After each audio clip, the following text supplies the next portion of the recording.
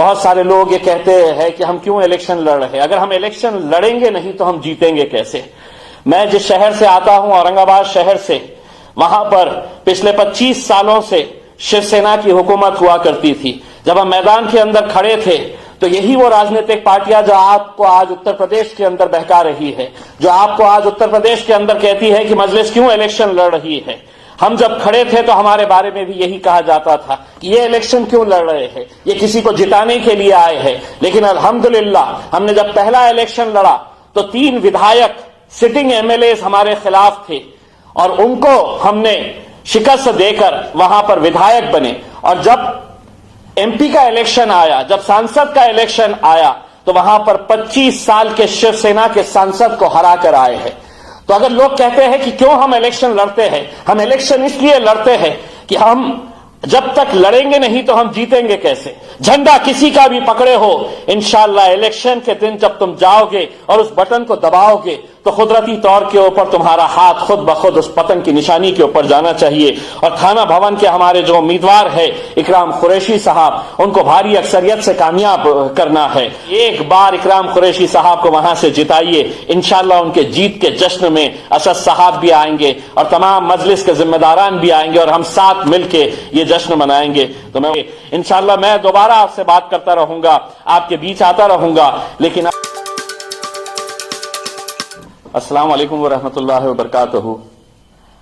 जो लोग मुझे पहचानते नहीं है, मैं उन्हें बताऊं कि मैं वो शख्स हूं जिसे अल्लाह ने ये मौका दिया है कि मैं इस अजीम पार्लियामेंट हाउस के अंदर, जिसके बारे में कहा जाता था कि बैरिस्टर असदुद्दीन अवैसी साहब इस पार्लियामेंट के अंदर अकेले ही है और अकेले ही रहेंगे, लेकिन अल्हम्दुलिल्लाह आप लोगों की दुआओं की बदौलत अब असदुद्दीन साहब अकेले नहीं है, उनके साथ मैं भी जाकर वहां पे उसी पार्लियामेंट के अंदर बैठता हूं और अब लोगों को यही कहता हूं कि अब वो 1 नहीं 1 से 2 हो गए हैं, इंशाअल्लाह 2 से 4 होंगे, 4 से 10 होंगे और 10 से 20 हो गए करके।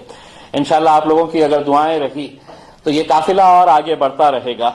हमारी अपनी खुद की एक ख्वाहिश थी कि हम आपके पर्सनली आपके इलाके के अंदर आए, आपसे रूबरू हो, आपके साथ में बैठे और आपके सामने बैठकर आपसे बात करें और आपको ये बताए कि ये इलेक्शन जो है महज एक इलेक्शन नहीं है जो कोई हारेगा और कोई जीतेगा।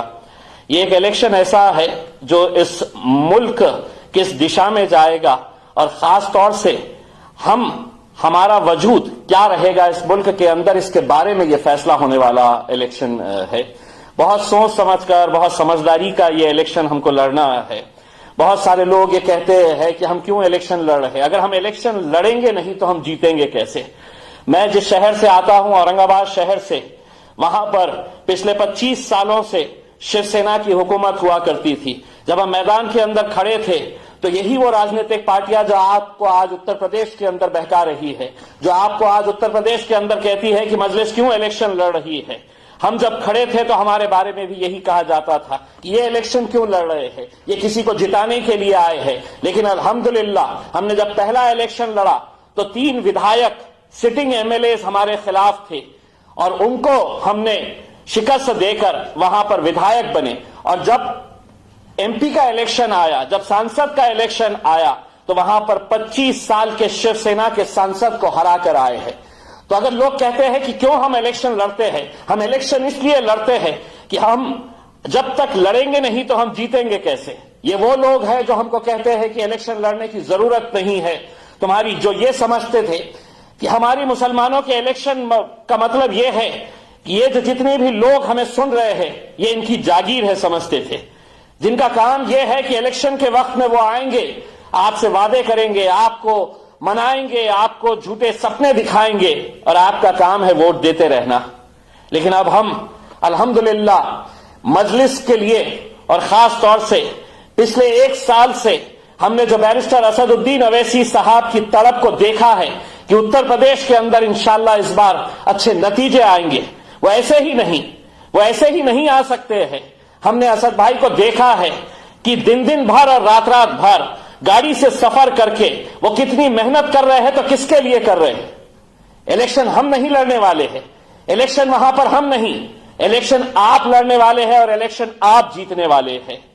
ये इलेक्शन पूरे मुल्क को दिखाएगा और आप लोग बड़े फख्र के साथ ये कहना कि कि जब थाना भवन का इलेक्शन था, असद साहब हमारे बीच में वहां पर आकर रैली नहीं लिए। हमारी ख्वाहिश है कि आज इजाजत दे तो हम कल वहां पर पहुंच जाए, लेकिन ऐसी बंदिशें डाली गई है, ऐसी रुकावटें पैदा की गई है, क्योंकि उन्हें मालूम है कि ये पूरे इलेक्शन के अंदर सिर्फ एक ही कैंडिडेट ऐसा है जिसको सुनने के लिए, जिसको देखने के लिए ना गाड़ियां भेजनी पड़ती है, ना आने जाने का कोई इंतजाम किया जाता है, ना खाने के लिए उन्हें कुछ दिया जाता है।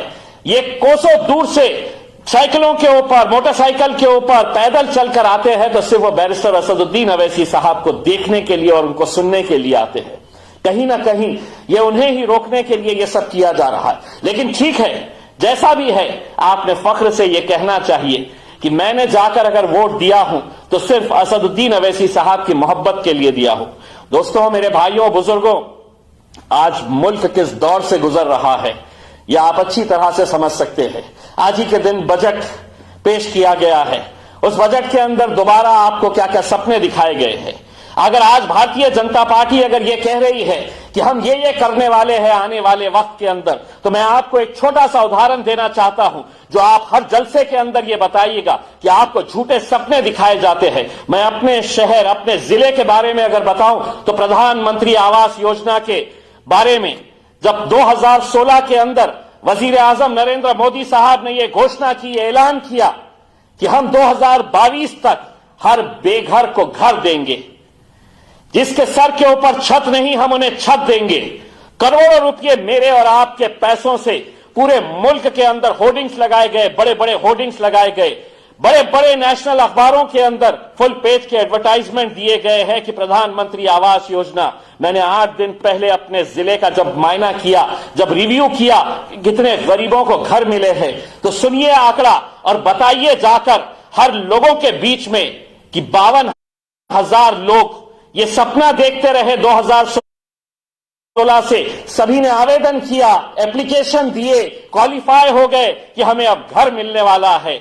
2022 को ये स्कीम जब खत्म होने के लिए आ रही है और जब उसका रिव्यू किया गया तो महज एक जिले के अंदर 22,000 लोग उम्मीद लगाए बैठे थे, क्वालिफाई हो गए थे, लेकिन दिया कितनों को? तो महज 350 लोगों को दिया गया है। मैं अपने औरंगाबाद जिले की बात कर रहा हूं। कहां 52,000 लोग जो दिन और रात गरीब लोग ये सपना देख रहे थे कि मुझे मेरे छत मिलने वाली है, मुझे जो वादा किया गया था वजीर आजम ने कि हर बेघर को घर देंगे, 52,000 और कहां 350।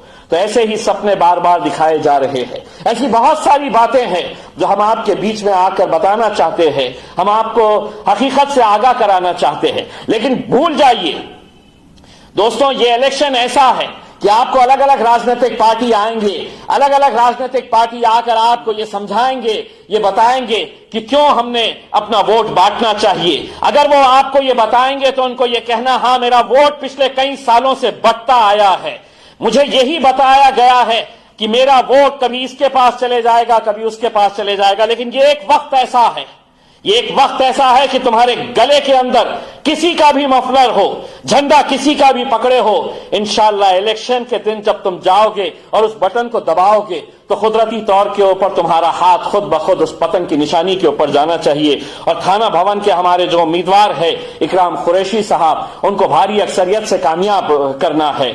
थाना भवन के बहुत सारे नौजवान बुजुर्ग, हमारी माएं और बहनें इस इंतजार के अंदर होगी कि असदुद्दीन अवैसी साहब दोबारा आएंगे। उनसे ये वादा करना कि एक बार इकराम कुरैशी साहब को वहां से जिताइए, इंशाअल्लाह उनके जीत के जश्न में असद साहब भी आएंगे और तमाम मजलिस के जिम्मेदारान भी आएंगे और हम साथ मिलके ये जश्न मनाएंगे। तो मैं उम्मीद करता हूं मेरे भाइयों, मेरे बुजुर्गों, मेरी माओ और बहनों कि इस बार के इलेक्शन में आप हमें मायूस नहीं करेंगे। इस बार आप लोग अपने इत्तेहाद का सबूत दीजिए। पूरा मुल्क का मुसलमान आप लोगों की तरफ देख रहा है, नजरें जमाए हुए है कि आप लोग क्या करने वाले हैं, क्योंकि आप जो करेंगे उसका फैसला जब आएगा तो उसका फायदा सिर्फ आपके उत्तर प्रदेश के अंदर होगा ऐसा नहीं है, दिल्ली के अंदर उसका फायदा होगा, महाराष्ट्र के अंदर इलेक्शंस होने वाले हैं, मुंबई के अंदर इसका फायदा होगा और हम भी फख्र के साथ कहेंगे कि नहीं, अब हमें यहां पर बहुत ज्यादा मेहनत करने की जरूरत नहीं है, क्योंकि उत्तर प्रदेश की आवाम ने हमें राह दिखा दी है, हमें रास्ता दिखा दिया है। अब इंशाअल्लाह हमें उसी रास्ते के ऊपर चलना पड़ेगा।